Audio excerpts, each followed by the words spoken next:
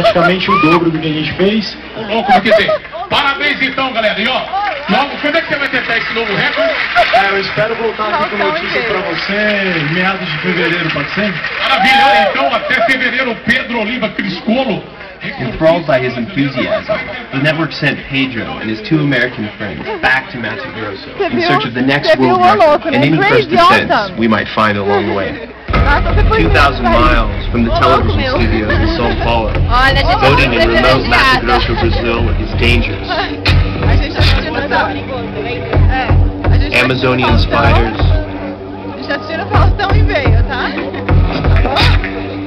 E o louco,